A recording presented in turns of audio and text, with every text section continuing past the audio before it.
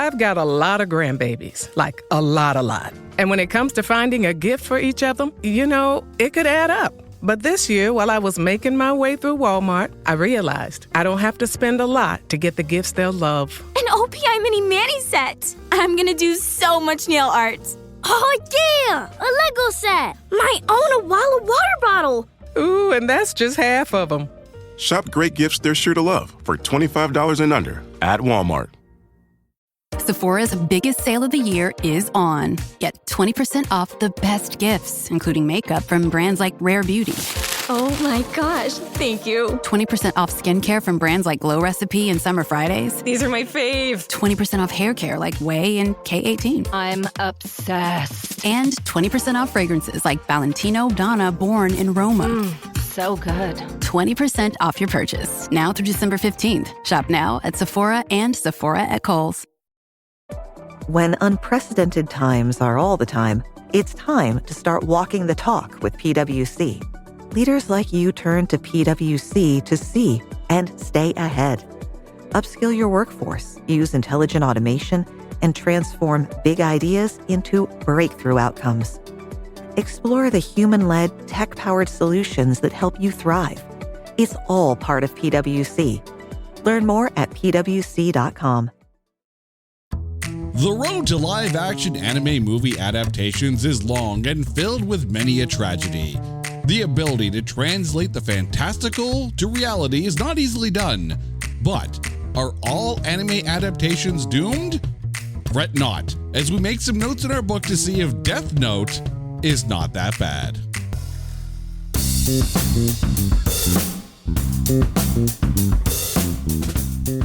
Welcome one and all to It's Not That Bad, the podcast that looks for A grades in B movies, and a proud member of the Pantheon Podcast Network. And hello to all of our listeners in Portland, Oregon, and around the world. Welcome to the show. How you guys doing?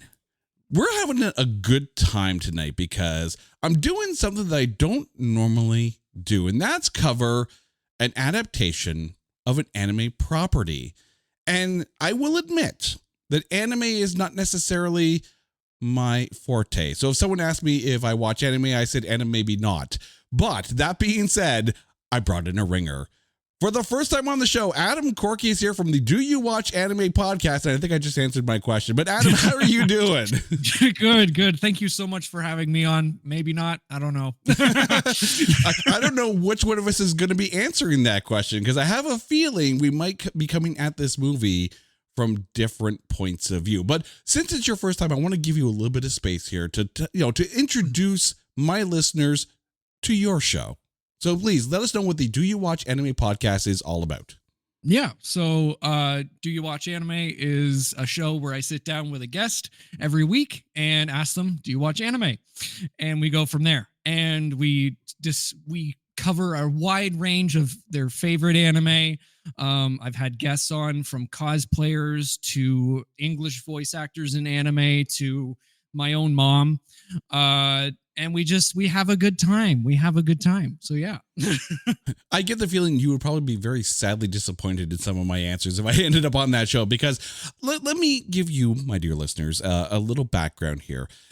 As far as my anime background goes, I could probably count on maybe two hands the number of anime properties I've actually dived into. Lately, there's actually been quite a bit. Like, I love the Castlevania stuff. I think that's good. I love what Star Wars Visions has been doing. Oh, yes. Some of it's hit and miss, some of the episodes, but there is some really, really cool stuff in there. The Terminator Zero series has been actually really, really good. I love what Netflix did with the Transformers series, because I'm a Transformers geek. You all know this. And yes, Cowboy Bebop is in there as well, because Cowboy Bebop is awesome. I've already mentioned on the show, Cowboy Bebop is awesome, but it doesn't really go that much deeper than that. Mm-hmm. So when I mentioned to Adam that, hey, there's a bunch of live action adaptations that we could cover, you tossed out some names and I tossed out some names, and we kind of settled on the Netflix adaptation of Death Note. And instantly I was worried that you were going to jump off of a cliff. So I'm going to ask you in advance, Did you enjoy going back and rewatching this, or is your mindset still what it was when we first talked about it? So the first time I saw this movie was when it first came out, and I got maybe 40 minutes in, and I said to my partner, I was like, I'm bored. And we shut it off. And then I came back to it for this, and I made some notes. Now, before going into this though, were you a fan of the anime and the manga? Yeah.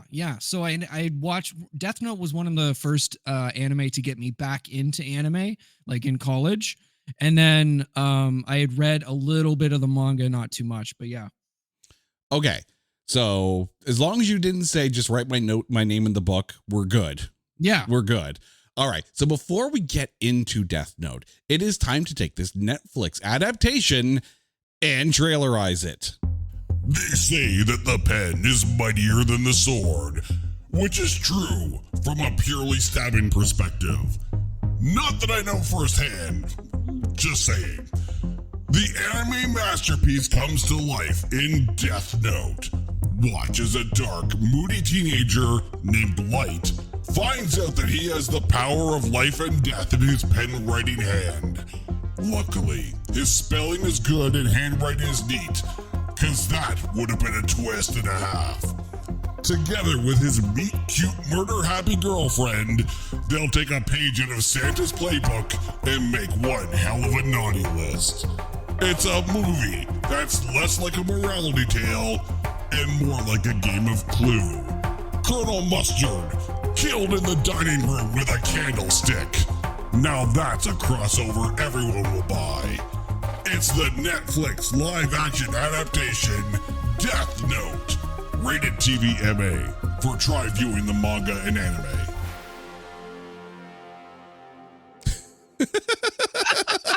Oh my God. That was lovely. I was so hooked in. And this is your first time experiencing the trailerize, so we're good. I didn't kill you. It's all good. Oh, we're good.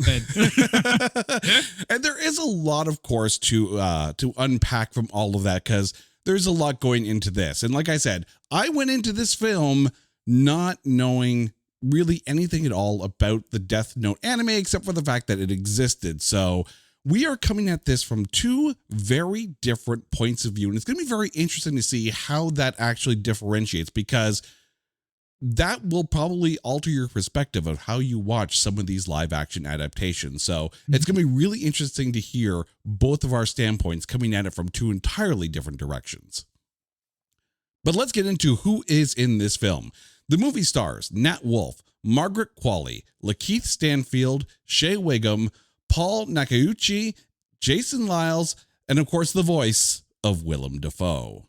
However, there's an almost starring in this one. Arden John, who played Anthony Scomo, who was the guy that killed Light's mother, was originally cast as Agent Young before being put into the Anthony Scomo role. And as Light Turner, Cody Smith McPhee auditioned for the role and also auditioned for the role of Al, and Edward Zoe also auditioned for Light Turner. It was directed by Adam Wingard, who we probably all know from Godzilla vs. Kong and Godzilla x Kong: The New Empire. However, it was almost directed by both Shane Black and Gus Van Sant, who were both at points attached to direct the film, but both backed out. The budget is listed between $40 and $50 million, and because it's released by Netflix, there is no box office, and I'm not sitting here counting the pennies of all the money that all you subscribers have put into Netflix, but because you have, we get Netflix, so that's a good thing. But the reason why we are here, and not because we want to torment Adam and make him watch this movie again, but the critics. Over Rotten Tomatoes, the film has a tomatometer of 36%. The popcorn meter is actually drastically less, sitting at 23%. And this is one of those few times when the audience is like, no, critics, you're wrong, but you're way wrong on the other direction on this one. But let's give you a broader picture of this. Over at IMDb, the film has 4.5 stars for a 45%. At Metacritic, it sits with a 43 Metascore. at Letterboxd, it has 1.5 stars for a 30% average. And at the movie database, it sits at 43%, giving this film the aggravated aggregate of 36.6%. So, Adam, now that you've heard all those numbers, where do you sit in that spectrum from the 23% popcorn meter all the way up to the 45% IMDb score? So I would probably be like I want to say a 29, a 28%.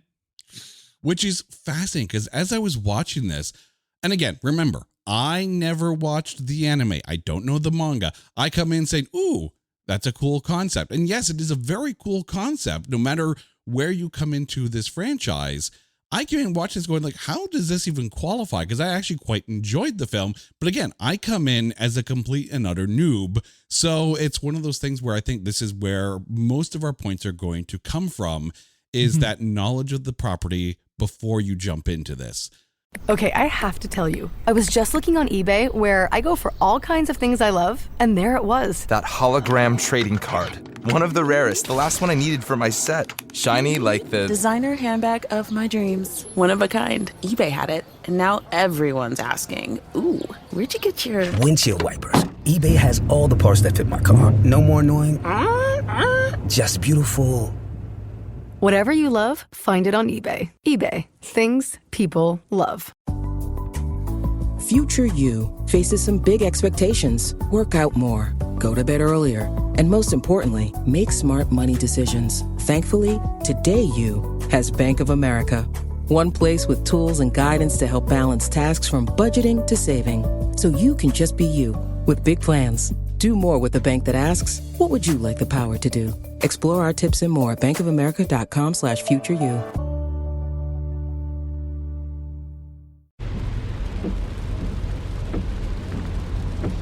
This is the sound of your ride home with Dad after he caught you vaping.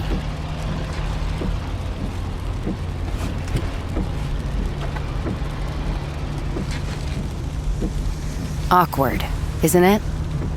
Most vapes contain seriously addictive levels of nicotine and disappointment. Know the real cost of vapes. Brought to you by the FDA. But let's get to the breakdown here. And we start with Nat Wolff, who played Light Turner. Your thoughts? There's some so in the anime, Light is very calculated and like kind of an evil, he's portrayed as an evil genius in a way. Like he's got the same kind of god complex, but like he's not as emo as in the movie. There was many times where I kind of had a laugh at some of the delivery of the lines where I was like, ooh, but yeah, he was okay. Could have been better, could have been worse, could have been way worse. Yeah, it could have been Shia LaBeouf. Exactly. Sorry, it could have been Shia LaBeouf. Yeah. Now, I don't want to get into the controversy of whitewashing the characters. The movie is what it is. It's a North American adaptation. These things are going to happen. And I know that Scarlett Johansson kind of got into the same kerfuffle when it came to Ghost in the Shell. We're not here to talk about that. We're here to talk about the story, the plotting, the acting, the directing, all of that kind of stuff. You want to get into those deep conversations? I'm sure there's a bunch of podcasts out there that will deep dive into that. We're here to talk about the property that sits before us from two different perspectives. Mm-hmm. And before I get into my thoughts on Light, I will ask you though, and we kind of had this conversation on the show when we were talking about The Crow, and we have not done the 2024 version of The Crow yet on the show. I know that day is coming. And here's the thing. I love the original Crow. I love the 1994. I think it's fantastic. I think it's one of the best 90s films that I connected to. So the fact that they were doing the Eric Draven story again and completely ripping it apart and retelling it in a way that's apparently sucks. I have no problems with the Crow franchise telling different stories in the Crow world. So let me turn it around here. If Nat Wolff played a character not named Light, and it was a different character, but it was still that Death Note mythology, and really the only character that transported from the original anime to the film was Ryuk, would you have a different perspective of this film? Yes and no. There were some, like I said, there were some that I was like, okay, you can calm down on the teenage angst there, okay? Like, Jesus, like, come on. There was a few points where I was like, okay, like, we're on a good track here. Like, there were some points with him and his dad that I really liked, but again, it's the it's the teenage angst, the emo boy, e-boy I can't get out of my head. I mean, I get it, right? It's a darker, for lack of a better term, gothier kind of feel as far as animes go. And anyone who's translating that is probably going to sit there and go, oh, well, it has to be goth. It has to be emo. It has to be kind of that, you look like you read the Sandman kind of, character. Yeah. But from Nat Wolff's perspective, coming in as an actor, you start to see like the turmoil in his mind as the walls start to close in. So I think as things are starting to close in around him, you're getting a very realistic response. Yes, as the emo teenager, maybe a little bit, not so much. But once things start to happen and once he's in the thick of it, it makes sense the way that he's reacting in this. Yeah, completely valid. Yeah. I mean, admittedly, he's also a teenager, so he's driven by hormones. So you can also understand a little bit of that. Especially when the teenager in question is Margaret Qualley, who plays Mia Sutton in this. Your thoughts on and I get that Mia Sutton is kind of an amalgamation of some of the different versions of Light's girlfriends from different parts of the Death Note franchise. So your thoughts on Mia Sutton and Margaret Qualley, who played her? So I think the actor did fantastic. I'm not going to, with what they were given, I think they did a fantastic job of being that kind of a little sociopath, just a little bit. And the one thing that did make me laugh was where the movie opens and she is on the cheerleading squad smoking a cigarette. She's a badass. Like, I'm like, oh dear Lord. But yeah, I think they did the best they could with because I know Misa in the manga and anime is the most, forward love interest, if you want to call it that, that Light has. I think without completely ripping it off, Misa, I think they did a good job with Mia. Yeah. I mean, we all know that Margaret Qualley is a fantastic actor. And, anyone who's seen The Substance knows that in spades, and really anything else she's been in. She doesn't take the easy roles. And I like the fact that she brought a little sociopathness to Mia. Like, at first I'm like, she's kind of horny for the murderer. I don't get it. But then it kind of made sense. Like, no, if she's a sociopath, that kind of makes sense. But then an interesting analogy came to mind as I was watching this, because this is actually not the first time I've watched this film. So this wasn't like pure discovery. I knew what I was getting into. But as I'm watching Mia and how Mia is kind of pressuring Light to keep going even when he wants to stop, I was getting Samantha Mathis vibes from Pump Up the Volume. How once she realizes it's Mark, who's played by Christian Slater in that film, and she's been, of course, sending him letters and all that kind of stuff. And once she realizes who it is and they start to get together, she starts to keep pushing him. It's like, no, you can't stop. You mean too much to people. It's the same thing here. Like, once they realize that people are starting to follow what they're doing, not them per se, but to follow the fake mythology that they're creating around it, she keeps pushing Light to do it because it means something as much to her as it does to all these people. So again, if you haven't seen the anime, but you've seen Pump Up the Volume, there might be something there for you to lock into. Because I know Pump Up the Volume is a fantastic film. Love that film. We've talked about it on the show on multiple Keep Watch episodes or Keep Watch Pass episodes, because we can't talk about it on the main show because it doesn't qualify. But I think Margaret, like, I could not picture anybody else in this role in this time. I'm sure if you made it today, they'd be like, oh, we have to go get Jenna Ortega. That would probably be what would happen. Yeah. But I think at this time, Margaret Qualley is the perfect actor for that role. Like, I really can't picture anyone else in that without it feeling too over the top. Yeah. Yeah. She brought us a certain like humanity to an anime role. That was nice. Yeah. Yeah. I mean, you're not looking for Margot Robbie Harley Quinn crazy. You don't want that. You don't need that. Or even Terminal version of Margot Robbie, which is, we've talked about that film before. That's a great film. Does not deserve to be on the show. A little out there, but that's okay. But I think Margaret Qualley brought that sociopathy to it. And it's funny because even like the awkward kind of smiles, like the, ooh, like you've heard the term crazy eyes.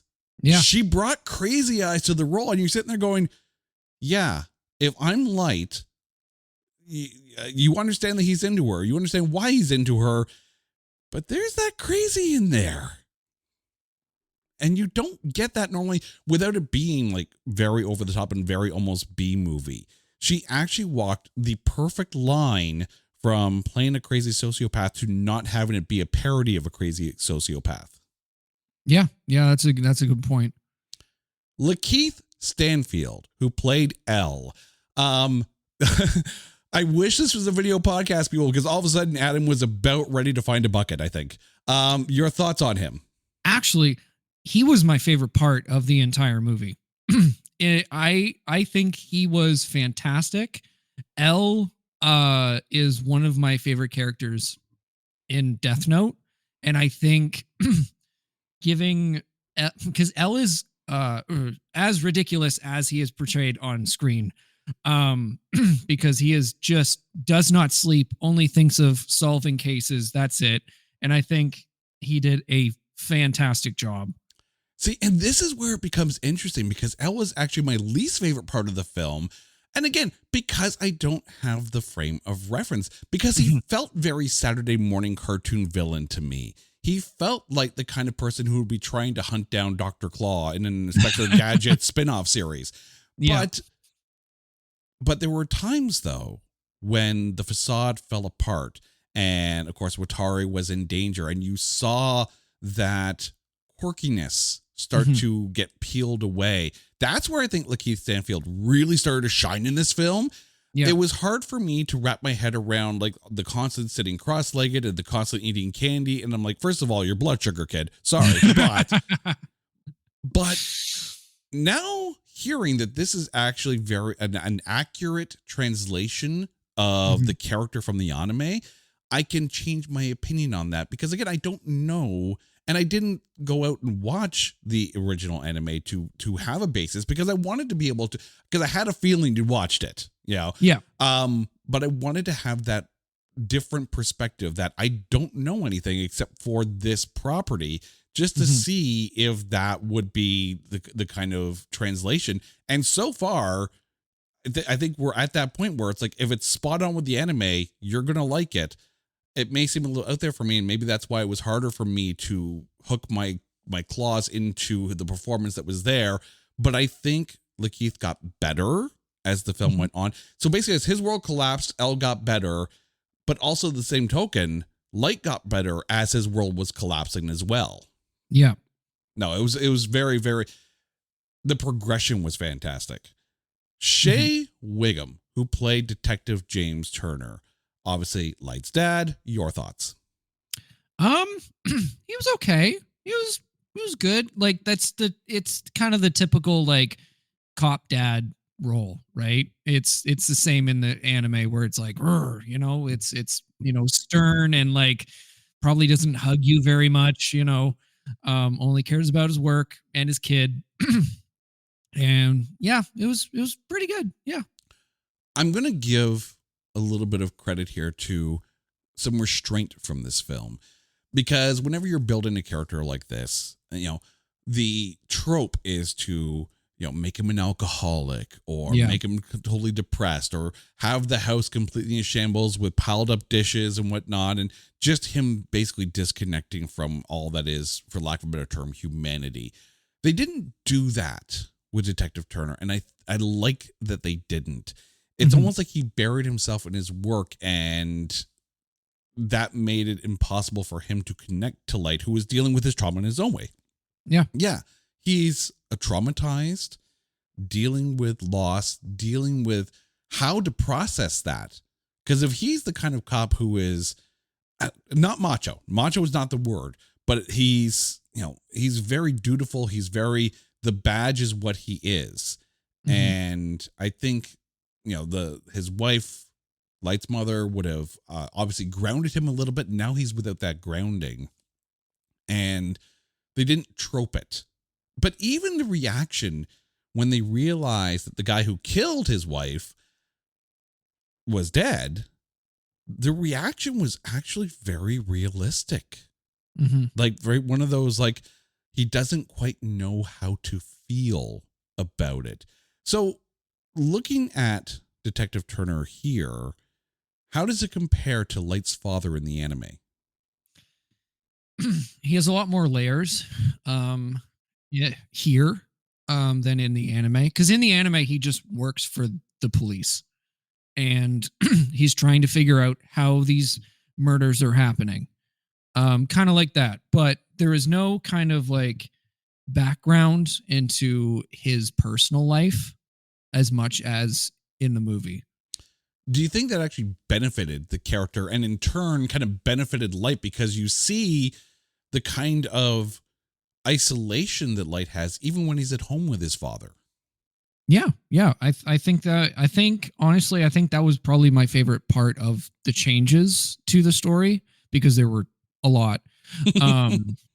And I think that was one of my favorite things, was they gave him more of a reason to start writing in the Death Note. Yeah. Again, like, obviously that first kill that happens in here, it's more like, oh, this isn't going to happen kind of thing. So you just make it like completely, and then it happens and you're like, oh, well, that just Final Destination all over the place. But then all of a sudden you see the purpose of Light putting that name into the book. And it is very interesting to see that reaction. And I thought Shea Wiggum did a great job with this. I thought he played well against Light. And even the moments where he's at that moment where he puts himself out there. By the way, dear listeners, if you haven't watched this film yet, spoilers like a mofo. But the minute he gets out there, he does like the on camera, like, I'm right here and kind of thing. And it's that moment where Light's sitting there. It's like, I can't do it. And Mia's like, no, you have to do it. Like that's a tense moment. And I think that actually played out very, very well in this version. That was probably my favorite part of the movie, because it was so close to the anime, because he does that the same as L, like, go out, like, we're trying to find you. And Light is like, oh crap, what am I gonna do? I can't kill my dad. I think one of the hardest parts when you're adapting really anything, whether it be a novel or whether it be an anime or whether it be a Saturday morning cartoon to a live action adaptation, one of the hardest things has got to be, how true to the original content do you stick? I remember we talked about The Circle on this show a long time ago. And I remember watching that film and reading the book and realizing that there were parts of the dialogue that were basically copy and pasted right out of the book into the script, and it translated very well. And then of course, like, the book went this way and the movie went that way, because you can't make Emma Watson really, really bad, because no, it's Emma Watson. When you're looking at an anime adaptation, are you looking for that faithfulness, or are you looking for something that borrows from but still builds upon? Personally, I'm looking for a bit of both, like a healthy medium. I'll give One Piece an example. The live action One Piece, I think, is the perfect live action anime that's ever been. I think that it was fantastic. And it combined a whole like 50 something episodes into 8 episodes. And I think the changes that they made were perfect, and I think they were fine as long as it stays the course of the same kind of story and doesn't go, 50 different ways to get the same part. Yeah. I mean, I remember watching the Cowboy Bebop animated series, then watching the live action, which Netflix, come on, season 2, please, for the love of God, make it happen. But you could definitely tell scenes that were pulled straight from the animated series and put right into the live action show. And I think they handled that very well. But let's be honest, anime has got to be one of the most difficult things to translate, because at least with a novel, there's really not much of a visual representation to pull from, especially when you're dealing with like a fantasy novel, right? Yeah. You can make the dragon look whatever you want the dragon to look like, because dragons don't exist. You can do that. But with anime and with manga, there was a visual representation of what these characters look like. Do you think, and we're going to get to this right now. Yeah. Ryuk. I know it looks similar to, but not exactly like the anime. The design of Ryuk. Did it feel like the character you wanted on screen? Honestly, yeah. I think Ryuk is creepy as hell, like scary. And I think that I'm assuming CGI, was done really well. I think for what Ryuk is, and he is a lot of things. I think that's the best outcome you could have gotten, honestly. Yeah. I mean, they did do a combination of, so they had Jason Lyles on set in the costume, but Willem Dafoe actually did like basically like a camera right on his face with all the mocap dots on his face, so you could get those Willem Dafoe mannerisms into the face. So, it was a combination of the two, but Willem Dafoe, like if you're going to pick anyone to voice Ryuk, I don't really know if there is a voice out there that can elicit creepy and influential and just demonic as well as he can. Yeah, straight up. Like, he was my favorite part of the movie. Yeah. You are not putting Gilbert Gottfried in that white booth. Why don't you put a name in the book? That'd be a very, very, very different film. I want to see that right now. Make it. Yeah, Gilbert Gottfried or Bobcat Goldthwait. Either would be good. But no. But Willem Dafoe, and that's the thing. Ryuk is so commanding on screen. Even though he doesn't move around a lot, he doesn't need to. And there's these little editing bits very similar to Fight Club, where he's in there every now and then, and you have to really pay attention to see all the times that he's in there. From an editing perspective, they added to the Ryuk mystique, and they actually added, I think, a bit of rewatchability to this film, because if you watch it the first time, you're just like, no, I'm out, right? You're going to miss some of that. But if you watch it again and you really watch it closely, you're like, wait a second, there's a bit more to this. Did that draw you in a little bit on the second watch? Oh yeah, definitely. It was Ryuk's my favorite part. So of Death Note in general, I think that he is such a, you said, commanding character, and I think that honestly, if you were going to mess up everyone else, let's say, I'm not saying that, but if you're going to mess up everyone else, and just keep Ryuk perfectly fine, great. But yeah, oh my God, so good. Paul Nakauchi, who played Watari, and this is actually his live action movie debut. He had done lots of voice work before that, but this is his first live action role. Your thoughts on him as Watari and how that translated from the anime to this? So I think he did a good job. Watari, I think he had a different name in the anime or manga. From what I remember, it's been a while. But I think he did a really good job. And it kind of put a kind of parental figure for L, as crazy and insane as L is. I think that he kind of grounded him in a way. like just made him like, oh, he's like just like a kid. Like he's a kid in a candy store. No pun intended. But yeah. And like it also gave him more humanity because especially when he goes missing. Oof. Yeah. God.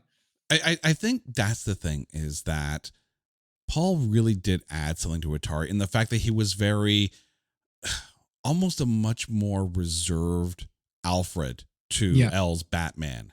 You know, it's one of those things where that caretaker is L's anchor, right? That allows L to, you know, be able to be L knowing that he's going to be taken care of, even if it's in the weirdest ice cream candy feeding kind of way.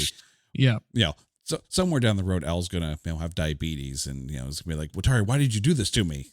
But, but yeah, like those moments when the clock is ticking on Watari's time, thanks to the Death Note, you can just see not just of L as well, but of Light and how much he realizes that I'm putting a lot of faith into a whole bunch of rules at the beginning of this book that I don't think he actually read the entire book.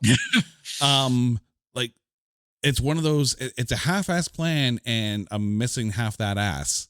And once Watari is dead, you know, dealer's choice, which I thought was brilliant. It really does that's the camel's back breaking at that point. Watari being killed is literally that breaking of the back and sets it on a different path. But that said, we get to the end of the film. And again, listeners, if you're going to watch the film, watch it now and then come back. Yeah. Now, welcome back. But we get to the end and Light's recovering in the hospital and L's got the book. And all of a sudden we roll credits. Yeah. Which leads you to the idea that there was hope, obviously, for a sequel. So, Adam, do you want a Death Note sequel? And if one's going to happen regardless, where do you want it to go and how do you want it to happen? I don't want one to happen. Let's just leave it where it is. But if I were to choose, it was definitely aiming towards following maybe the manga / anime, because there's one thing at the end that I was like, also it's kind of open-ended if Light goes or not. So there's a lot of things that I'm like, where do we go from here? Because like if our main character is gone, we just have L and Ryuk and Light's dad. How do we make a movie from that?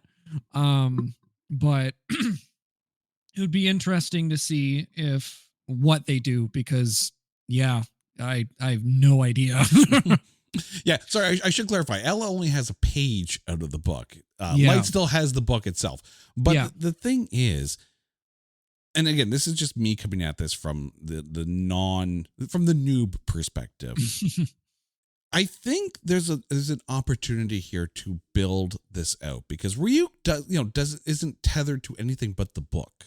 Right? Yeah. The book could literally fall in anyone's lap. So why not build Death Note out as a live action thing?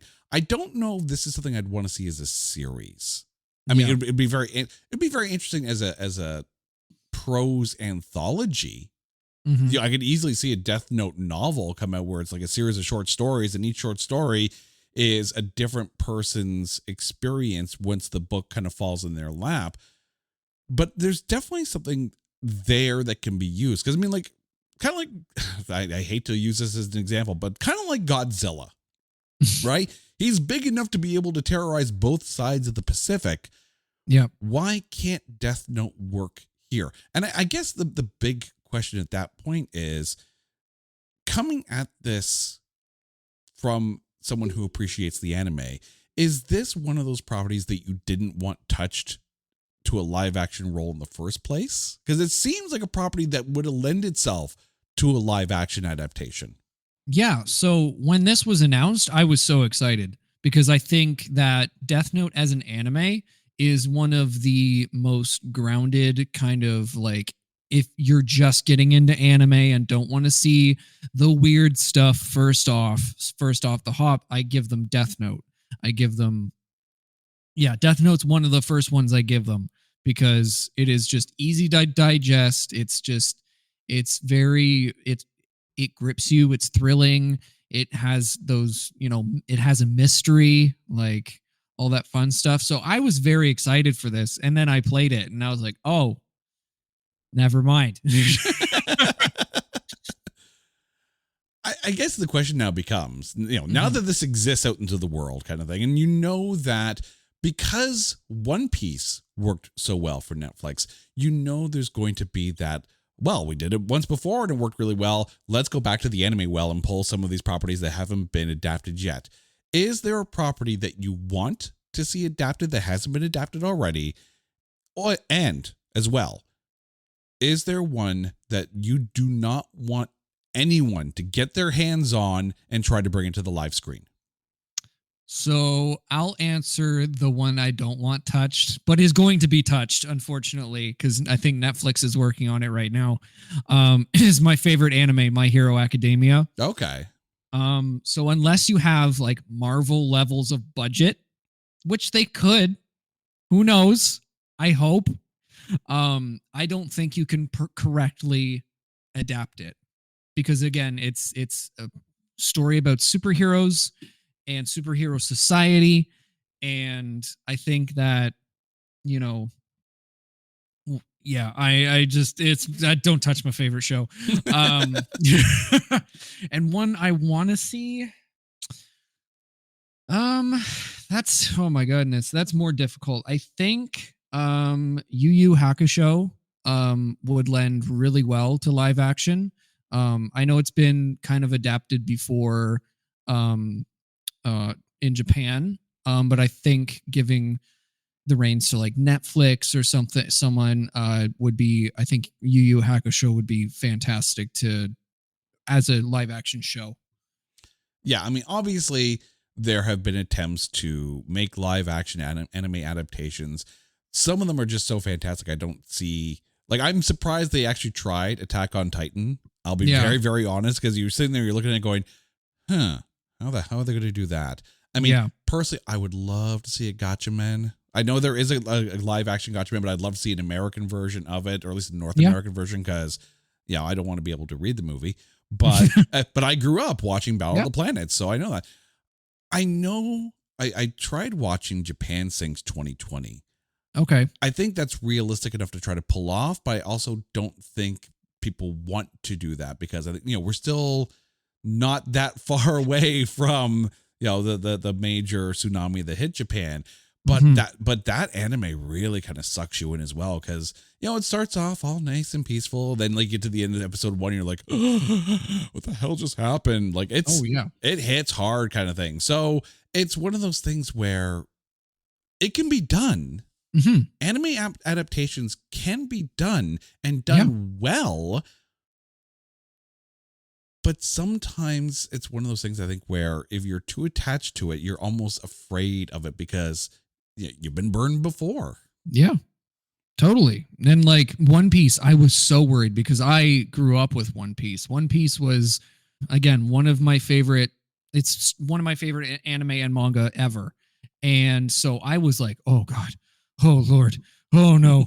And then I saw the trailer. I was like, what? And then I heard that the creator Oda was attached to the project and like working with Netflix and being like, hey, they say Netflix gave him an idea. He's like, no, I don't like that idea. They'd scrap it. That was a veto. And I was like, yes, please let these creators kind of like come in and like own their own product instead of, I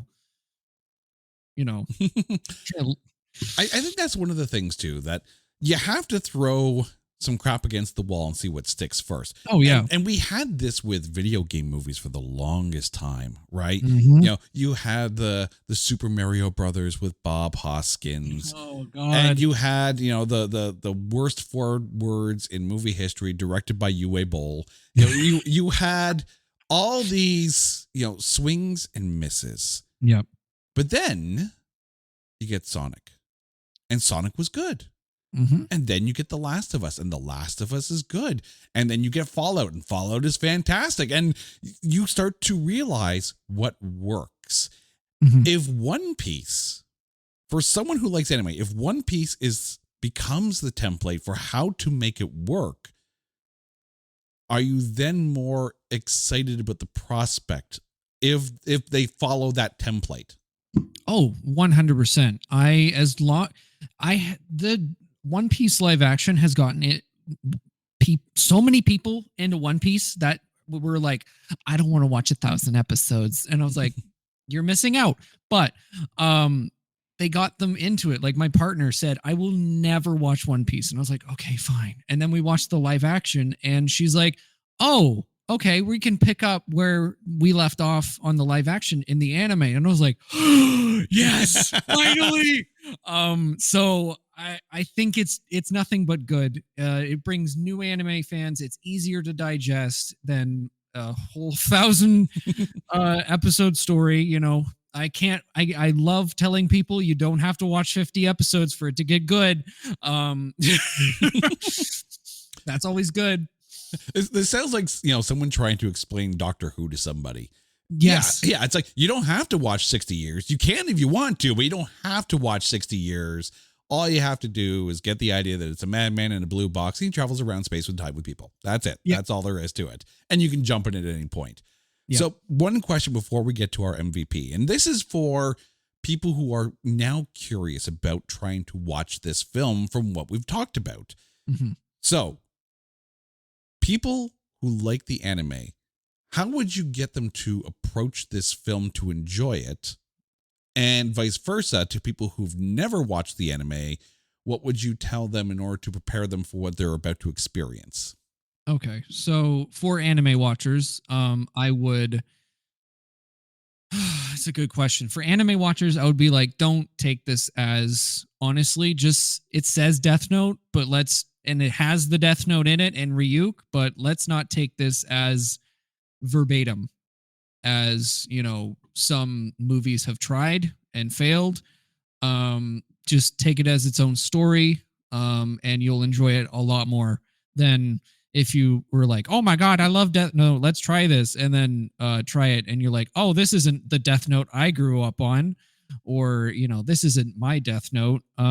So yeah, just take it with kind of open your mind, anime fans, please.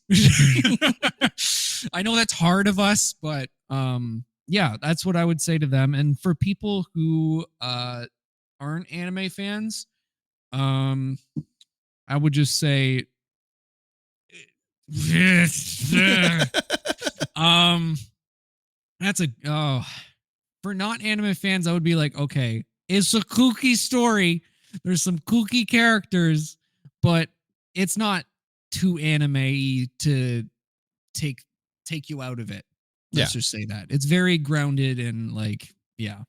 Yeah, the concept is not hard to wrap your head around, you know, and then the consequences thereof.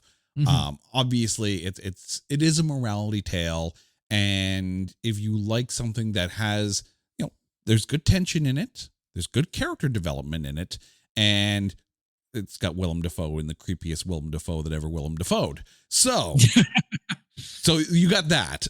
Oh yeah. All right. So Adam, before we go, it is time. Who is your MVP of Death Note? Willem Dafoe. I mean, it's obvious it's Willem Dafoe. Yeah. Let's be honest. Yeah. Okay, so let's take Willem Dafoe out of the equation because I mean, let's be honest, it's Willem Dafoe. It was going to be an easy pick for that. Yeah. Take Willem Dafoe out of the equation. Who is your MVP? Honestly, I still think about L, because of how like on point that portrayal of L was, and especially because again, putting L in any kind of real world story is going to be a little weird because he's a weird little guy. And I think he played him perfectly as a weird little guy who doesn't sleep and only thinks about crime. Well, I'm going to go with his eventual partner, Shea Wiggum, who played Detective James Turner, because not only did he add a lot of tension to the scenes and a lot of reality to a character that wasn't troped out, but sometimes you want a good character that actually creates backstory and understanding for your main character. And I think Shea Wiggum really brought a lot of grounding and anchoring to the detective that helps the rest of the cast. So when it's not Willem Dafoe, for me, it's Shea Wiggum. Adam, thank you so much for this. Please, before we go, let our listeners know where they can find you and your show out there on the interwebs. Of course. You can find me at Corky Cosplays on Instagram, Adam Corky everywhere else. If you search up Do You Watch Anime, I'll be there. And yeah, that's me. Thank you so much for having me. This was so much fun. Oh, Adam, I'm going to tell you right now, there is a spot on the mic for you on the show whenever you can think of a bad movie that you want to talk about. Remember, you pick your own poison. You put the name of a movie in the book and we'll cover it. It's your own version of Death Note. You know what you signed up for now. Yeah, exactly. All right, dude. Thank you so much. And to you, our listeners, well, you guys know the drill. If there is a movie out there that you think is unfairly maligned or is just so bad that there is no way in a book of really bad names that we can find anything good to say about it, hit us up on social media at NotThatBadCast or go to our website at NotThatBadCast.com. And while you're there, make sure you subscribe to the page and get ready, because at the end of the year, on New Year's Day, we are dropping our movies of 2024 grading on a curve, and it's a doozy. Until next time, he's Adam, I'm Jay. You guys are awesome. This is It's Not That Bad, a proud member of the Pantheon Podcast Network. Take care.